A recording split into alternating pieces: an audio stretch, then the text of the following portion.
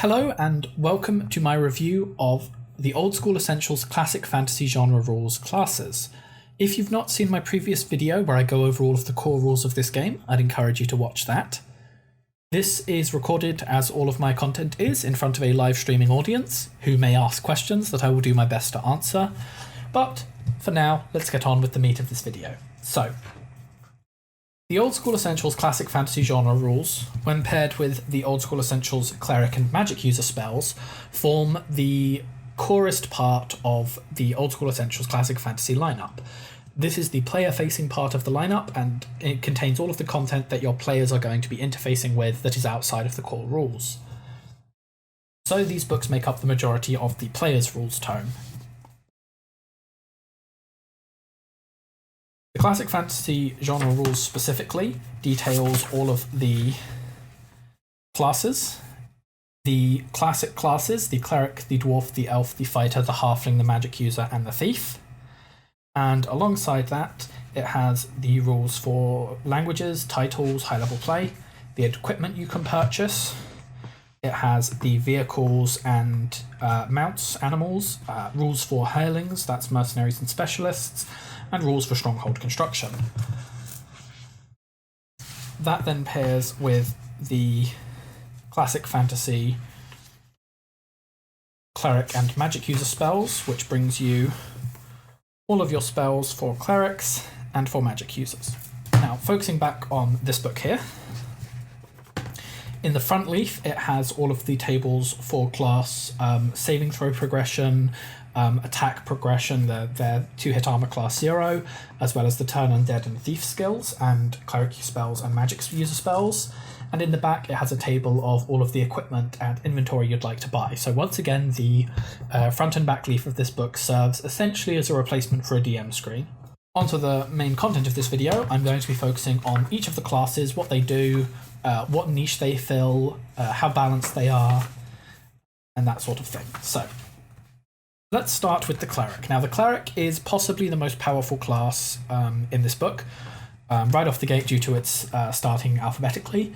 So it's going to serve as sort of a rough idea of what the ceiling of power level is for an old school class. If we can focus in on its requirements section, it requires no stats, but its prime requisite is wisdom, which means that characters with a higher wisdom score will level up faster. It has 1d6 hit dice, so that's a notable weakness. It doesn't have the full 1d8 hit dice. Goes up to level 14, as human classes do. Can use any armor and shields, but can only use blunt weapons. Now this sort of soft caps their effective damage at d6. Based on the weapon damages table. If you look at the blunt weapons, a club is 1d4. Then a mace is 1d6. A sling is 1d4, a staff is 1d4, and a warhammer is 1d6. Yeah, so they face a soft damage cap of 1d6, which is a significant weakness of the class. Clerics are adventurers who have sworn to serve a deity. They are trained for battle and channel the power of their deity. As we established, clerics can use all types of armor. Strict Holy Doctrine prevents clerics' use of weapons that have a sharp cutting edge or stabbing point, so they functionally are limited to d6 damage.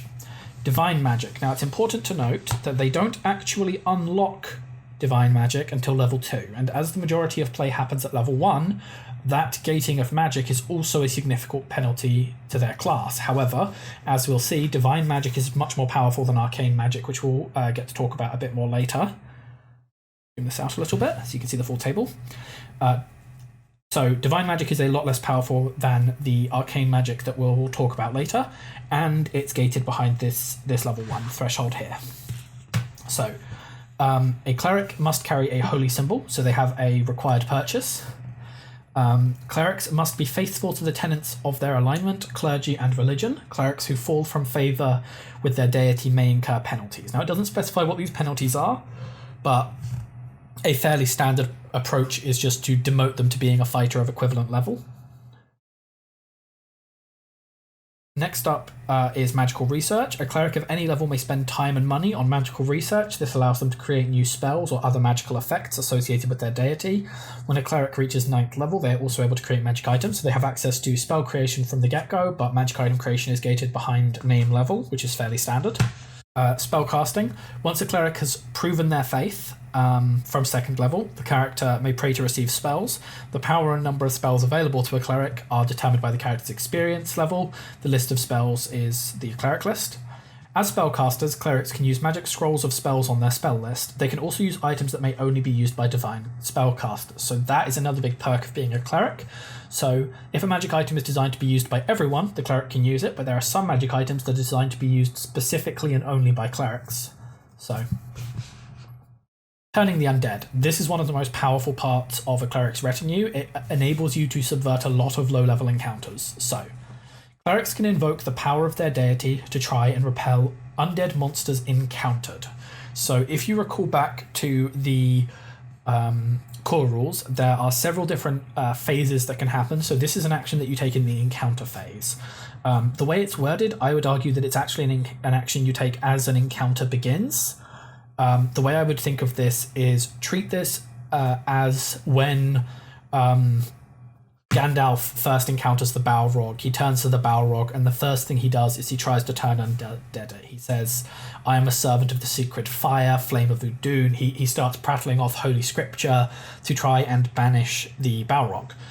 This is what your clerics will try to do to undead. When they encounter undead, they'll present their holy symbol in the name of my deity. I banish you back to the darkness from which you have come.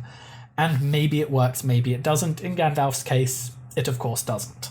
So, it happens on undead monsters encountered. To turn the undead, the player rolls 2d6. The referee then consults the table opposite, comparing the roll against the hit dice of the undead monsters targeted. Over here. If the turning attempt succeeds, the player must roll an additional 2d6 to determine the number of hit dice affected, turned or destroyed. Turned undead will leave the area if possible and will not harm or make contact with the cleric. Destroyed undead are instantly and permanently annihilated. Excess rolled hit dice that are not sufficient to affect a creature are wasted. However, at least one undead creature will always be affected on a successful turning. So what that means is if you are targeting a group that only consists of a 4 hit dice monster and you don't roll 4 on your 2d6 roll, you will still destroy one of those 4 hit dice monsters. If Turn Undead is used against a mixed group of undead monsters of different types, those with the lowest hit dice are affected first, so you go from lowest to highest. So, first they roll 2d6, which based on the table here, determines the power of their turning. So, if you are a level 3 cleric and you roll a 7, then monsters of hit dice 1 and 2 will be automatically turned, and monsters of hit dice 2 with a special ability will be turned in addition because you rolled high enough, but monsters of hit dice 3 cannot be turned, but you still need to roll an additional 2d6 to find out how many of those are actually going to be turned. After reaching 9th level, a cleric may establish or build a stronghold. So long as the cleric is currently in favour with their god, a stronghold may be bought or built at half the normal price due to divine intervention. Once a stronghold is established, the cleric will attract followers. These troops are completely devoted to the cleric, never checking morale. The referee decides which proportions of the followers are 1st and 2nd level, and which are bowmen, infantry, etc. So, the cleric gains a bunch of fighters that serve them. Is interesting to note. They do not gain other clerics that are training under them. Lastly, let's look at this. Their leveling. Their base XP to level is 1500, which is quite cheap. We say that 2000 is sort of the baseline. They are obviously d6 hit dice. Their Thaco progression is semi-martial, which means they will improve once every 4 levels for both their Thaco and their saving throws. Their actual saving throw curve, they are, if we consider the standard, you would think is 12, 13, 14, 15, 16. You can see they're better, equivalent, worse, better. So sort of a fair trade-off there. And then their spells, obviously they're gated away from their spells until they hit 2nd level. Now the important thing to note about those spells is if we take a look at the spell list for clerics, you'll notice In their first level spells, they have Cure Light Wounds, also a reversed form Cause Light Wounds. This is the most powerful healing you have access to all the way up until you have a cleric who can cast 4th level magic. If we look at the cleric level progression very quickly again, in order to have access to spells of 4th level, they need to hit 25,000 XP. So it is gated away from level 1s, but once they get it, it's very powerful. So that is probably the biggest power spike of 1st level. Now, the other huge advantage of this is that it's divine magic, which means they don't have to pick which spells they have access to. They have access to all of the spells and simply memorize the ones they're most interested in. Our next class to look at after the cleric is the dwarf, our first demi-human class of this book. Interesting facts about the dwarf. The dwarf requires a constitution score of 9 to play, so not every character that's rolled can be a dwarf. Otherwise, they function like a fighter with a level cap of 12. They have a prime requisite of strength, they have 1d8 hit dice, maximum level is 2 lower than max, so 12. They can use any armor including shields, and weapons. They are gated away from using d10 weapons, so the highest they can get access to is d8 weapons based on most sensible interpretations of what counts as small or normal. They also get a lot of bonus languages because they are a demi-human. Dwarves are stout bearded demi-humans, about 4 foot tall and weighing about 150 pounds. Dwarves typically live underground and love fine craftsmanship, gold, hearty food, and a strong drink. They have skin, hair, and eye colours in earth tones. Dwarves are known for their stubbornness and practicality. They are a hardy people and have a strong resistance to magic, as reflected in their saving throws. Dwarves can use all types of armour. Due to their short height, dwarves can only use small or normal-sized weapons. They cannot use longbows or two-handed swords. So that two-handed swords restriction is what caps them to that d8 damage threshold, assuming you interpret a polearm as being larger than normal-sized, which I think most sensible people would. And in addition to this, they are not able to use longbows. As expert miners, dwarves have a 2 in 6 chance of being able to detect new construction, sliding walls, or sloping passages when searching. This is obviously a pretty useful benefit. They have got a 2 in 6 search skill, as opposed to the base 1 in 6. This is also affirmed in their ability to search for room traps, which is also at 2 in 6, so in general their search skill is 2 in 6 instead of 1 in 6. Over on this side we have infravision, so dwarves are able to see in the dark, can see heat signatures in the dark up to 60 feet away, have a 2 in 6 chance of listening rather than a 1 in 6, and after reaching 9th level, a dwarf has the option of creating an underground stronghold that will attract dwarves from far and wide. Dwarves usually live in clans, so dwarves of the character's clan will be attracted to live under their roof. Dwarves from other clans will generally be friendly, and clans may collaborate in times of war or disaster. A dwarf ruler may only hire dwarven mercenaries, specialists and retainers of any race may be hired. So dwarves get to start their own little dwarven kingdom. Now, the level progression of a dwarf, as we've seen, they are basically just a slightly more powerful fighter, but with a reduced maximum damage cap from a d10 down to a d8, and as such their XP curve is a base of 2,200, which means that they are just ever so slightly more expensive to level than a fighter of an equivalent level. Next up, we have the elf. Elves, they have a minimum intelligence of 9, so not every character you roll up is going to be able to be an elf, and they have a prime requisite system of int and strength. We'll read what that system is specifically later. Their hit dice is a d6, so they are disadvantaged in their health, and their maximum level is 10, also much lower than max. They may use any armor and any weapons, making them very powerful martially, and they have a bunch of bonus languages, being a demi-human. Elves are slender, fey demi-humans with pointed ears. They typically weigh about 120 pounds and are between 5 and 5.5 feet tall. Elves are seldom met in human settlements, preferring to feast and make merry in the woods. If crossed, they are dangerous enemies as they are masters of both sword and spell. Elves are fascinated by spells and beautifully constructed magic items and love to collect both. An elf with at least 13 int and strength gains 5% bonus to experience. An elf with an int of at least 16 and a strength of at least 13 receives a 10% XP bonus. So much harder for them to hit their more powerful XP bonuses. Oh no, harder for them to hit both. They need both int and strength. Arcane magic. They are standard arcane magic casters. They gain the ability to craft magic items at 9th level, same as clerics. They have their spell casting from 1st level, and in addition to that, they're able to use magic scrolls of spells on their spell list, and they can also use items that may only be used by arcane casters, such as wands. But they can also use magic items made for anyone. As we noted, their combat is very powerful, and they also have an improved detect secret doors. They do not have the improvement to detect room trap though, so their searching is improved to 2 and 6, but only for searching for secret doors. They have immunity to the paralysis that is inflicted by ghouls, and they, like dwarves, have infravision up to 60 feet. They also have a 2 and 6 listen skill, as most demi-humans tend to. After reaching 9th level, an elf may construct a stronghold in the depths of the forest, blending in with the natural environment of a site of great beauty, for example in the treetops beside a serene valley, or hidden behind a waterfall.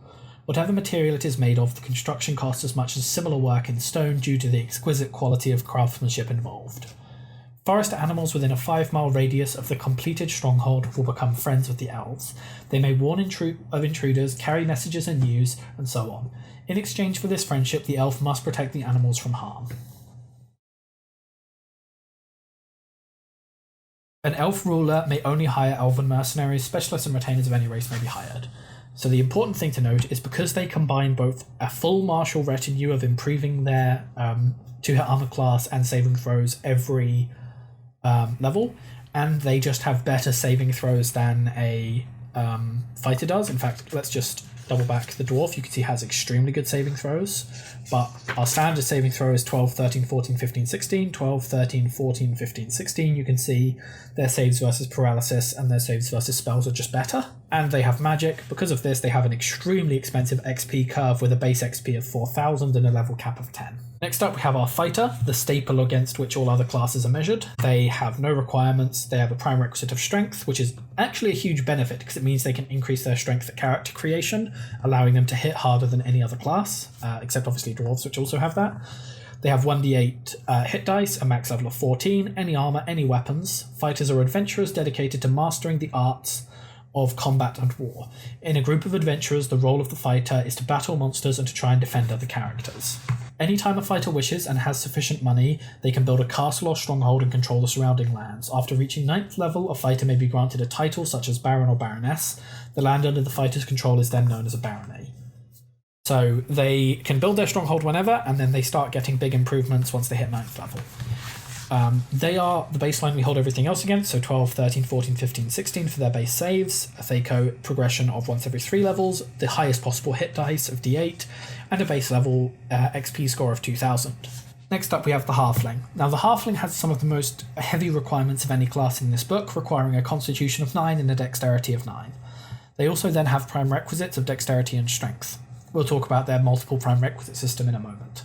Their hit dice is 1d6, their maximum level is 8, their armor is any appropriate to size, including shields, and their weapons is any appropriate to size. What this practically means, as you'll read later on, is that halflings have a damage cap of d6 in much the same way that dwarves have a damage cap of d8.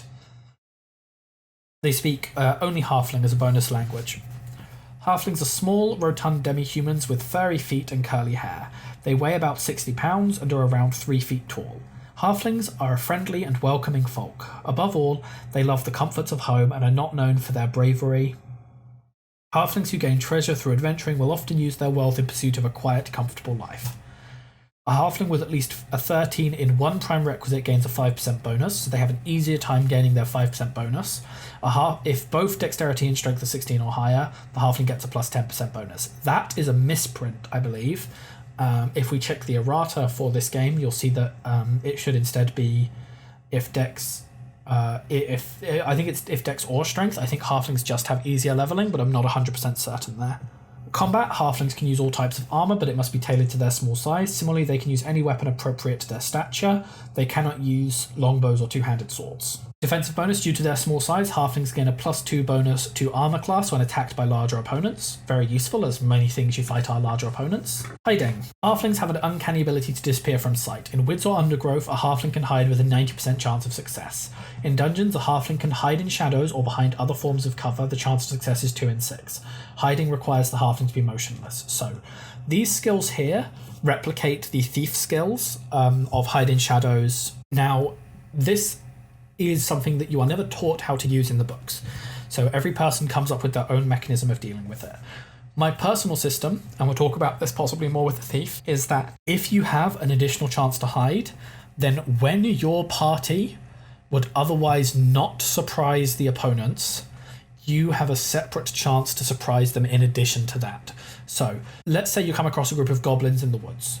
Your party might not surprise the goblins. The goblins might not be surprised by your party as a whole.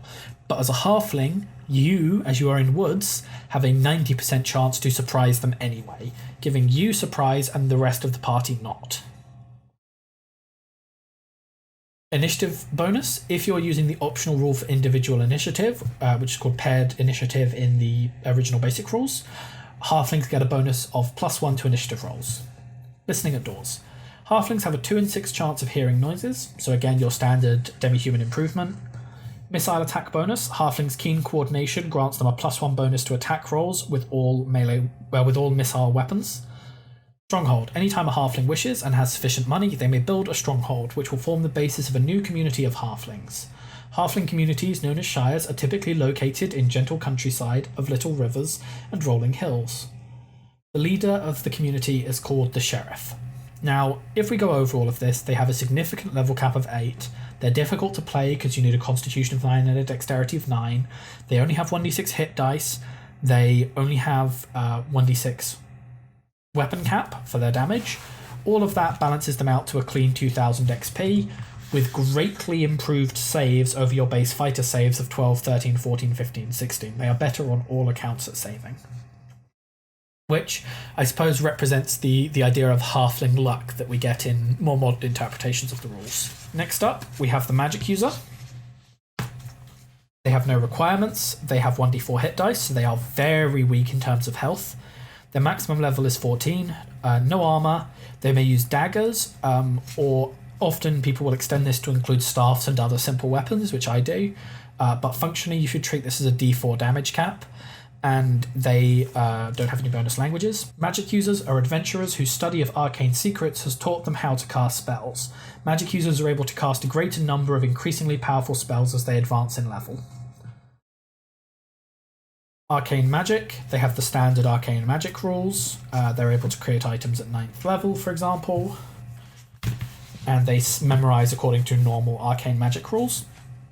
Magic users can only use daggers and are unable to use shields or wear any kind of armor. This makes them very vulnerable in combat, especially when you pair that with their 1d4 hit dice. And after reaching 11th level, a magic user may build a stronghold, often a great tower. 1d6 apprentices of levels 1 to 3 will then arrive to study under the magic user. So, high level cap, terrible hit point, terrible defensiveness, terrible damage, but extremely powerful magic that they gain excessive amounts of, and they are the only class that gains the access to 6th level magic user spells, which, among other things, means they are the only class that is able to perform reincarnation. They are the only class that is able to cast the instant death spell. They are the only class with access to some of these incredibly powerful effects, because the elf, as you saw over here, only ever gains access to up to 5th level magic. Now, all of that puts them at a XP cost of 2,500. The spells are very powerful, but they also have significant disadvantages. They are non-martial entirely, which means they improve in Thaco and saves every 5 levels, and their base saves here are 13, 14, 13, 16, 15, compared to your 12, 13, 14, 15, 16. It's mostly just a reshuffle. It's slightly worse. And finally, the Thief, who you will notice is the only class who does not have room for art on their page because it is full of rules and text because the Thieves are very complicated. When you compare Magic User, nice art, Halfling, nice art, Fighter, lots of art, Elf, box for art, Dwarf, box for art, Cleric, no art actually, because they also have lots of tables. So with the Thief and the Cleric are our most complex classes in here. Now the Thief specifically, no requirements, anyone can play them. They are a dexterity bonus, so they improve their missile attacks at character creation. They have 1d4 hit dice, so very weak hit dice, but as we'll see, that is heavily balanced out for them. Maximum level is 14. They have leather and no shield, so weaker armor as well. So they are only slightly more defensively able than the magic user, but they can use any weapon, meaning they have no damage cap. They can go all the way up to those hefty D10 weapons. Thieves are adventurers who live by their skills of deception and stealth. Their range of unique skills makes them very handy companions in adventures. However, thieves are not always to be trusted. In step 3 of character creation, thieves may not lower strength, so although they get to improve their dexterity, they get to improve their missile attacks, you cannot do it at the cost of your melee attacks. Backstab. When attacking an unaware opponent from behind, a thief receives a +4 bonus to hit and doubles any damage dealt.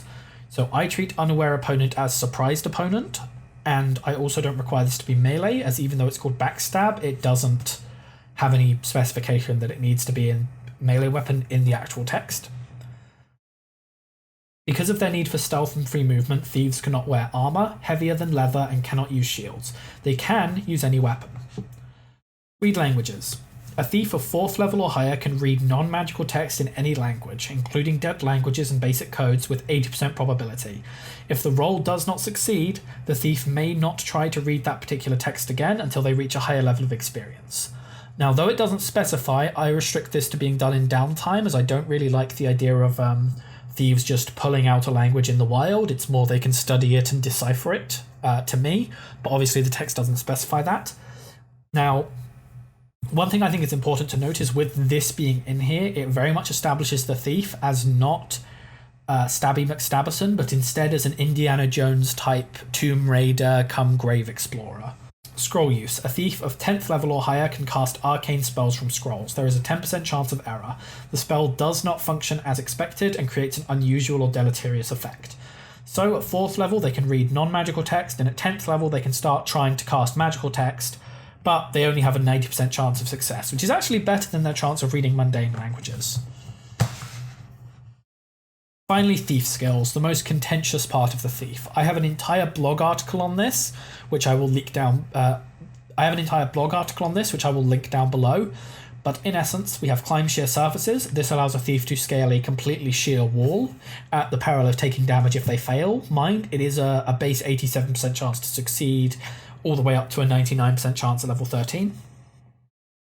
Find or remove treasure traps. While anyone can search for room traps, thieves are able to find more intricate traps on treasure chests, very valuable. Hear noise. In a quiet environment, a thief may attempt to listen at a door to hear the sound of something, such as a wandering monster approaching. This I treat as similar to the demi-humans' improved listen ability, but it's something that actually improves over time, so their base listen chance will go from 2 in 6 as a demi-human all the way up to the extremely supernatural 5 in 6, almost always noticing their surroundings. Hide in shadows requires the thief to be motionless. Attacking or moving while hiding is not possible. So again, you can read this in the article I wrote, but I believe that this should be treated as a bonus chance to surprise your opponent when your party fails to surprise. Move silently. A thief may attempt to sneak past enemies unnoticed. This I would again treat similarly, but for repositioning while stealthed, while your opponents are surprised. Open locks. Requires thieves' tools. A thief can only try this skill once per lock. If the roll fails, the thief may not try the same lock again before gaining an experience level. So this is actually a very low chance. It starts at 15. It does eventually progress up to 99, but it starts very low. I think the argument behind here is that a lot of locks in older modules, such as I know this happens in Keep on the Borderlands, will actually say that this lock has a plus X% to break, giving you that bonus ability to break in, even if you're a low-level thief. And finally, pickpockets. If the victim is above 5th level, the thief's roll is penalised by 5% for every level above 5th. There is always at least a 1% chance of failure. A roll of more than twice the percentage roll required for success means that the attempted theft is noticed. The referee should determine the reaction of the victim. So they can try and steal, but it's fairly high risk. They start off with a 20% and go all the way up to 125%. After reaching 9th level, a thief can establish a thieves' den, attracting 2d6 apprentices of 1st level. These thieves will serve the character with some reliability, however, should any be arrested or killed, the PC will not be able to attract apprentices to replace them. A successful thief might use these followers to start a thieves' guild. So, here is the crux of the thief. Their saves are 13, 14, 13, 16, 15, so again, ever so slightly weaker than the fighter, but fairly standard. They are semi-martial, they improve once every 4 levels. The big thing with them is that they only have 1d4 hit dice, and to make up for that, their XP costs are cheap as dirt, which means they will escape that 1d4 hit dice range faster than any other class, and level up faster than any other class. By the time a thief hits level 4 on 4800, a magic user is still level 2 at 2500, and an elf has only just hit level 2. They have extremely fast leveling, which allows them to outpace other classes and puts them ahead despite their extremely vulnerable hit dice score. that is the crux of what I wanted to talk about. If you want to see the rest of the book, it's very much content-based rather than rules-based. You have languages, level titles, rules for high-level play. I will note the rules for high-level play have been removed from the new advanced fantasy tomes. So if you want those, you will need to buy the classic fantasy tomes. This is because the author, Gavin, didn't want to write high-level play rules for every single class he created. And also because, honestly, I don't think anyone in the history of ever has used these. It has tables of equipment and what they do, weapons and armor, vehicles and mounts, so camels, horses, mules. The new advanced one also contains dogs, so I'll be excited to talk about that when they come out. Rules for water vessels if you're doing a waterborne campaign, and how they work and how they move. Rules for hirelings, so armies if you want to start doing domain level play and warring, though I would recommend looking into an alternative system for this, such as an Echo Resounding. I'm also writing my own system, which will be coming out soon on how to run this. Specialists, this is extremely useful. So if your party, for example, wants to hire an alchemist, it gives you the cost of brewing different potions based on their magical effect, as well as, for example, if they want to hire a sage to try and learn some sacred lore. Strongholds and the rules for maintaining them. This is all content for high-level play. And finally, the open game license. So that is the Old School Essentials Classic Fantasy genre rules and how they pair with the Old School Essentials Cleric and Magic User rules. All in all, these are a fantastic supplement and are part of the core experience for Old School Essentials at the moment. In future, I will expect there to be, for example, a sci-fi setting book that might be able to supplant these, but for now, these provide the basis for your gameplay in Old School Essentials. As always with Old School Essentials, they are fantastically laid out, extremely clear and concise. They suffer from the age of the rules written, such as unclearness on certain things, such as when a cleric's turn undead should happen. As I say, I recommend at the start of the encounter phase, or exactly how stealth mechanics of the Thief and Halfling should work. I recommend treating them as a bonus chance to surprise your opponent, even if the rest of the party fails. Other than that, the rules are clear and concise, with no real issues. There is some slight number quirkiness to them. For example, it's cheaper to buy new armor than to pay an armorer to make new armor, which doesn't make much sense, but again, that just goes with the age of the system, it being something from the early 80s, recreated for a modern format. Thank you all for watching. If you've enjoyed this, then please remember to like and subscribe. It really helps a lot. If you want to catch content live, then go ahead and follow my channel over on twitch.tv/LLBluemeyer, and I hope to see you next time.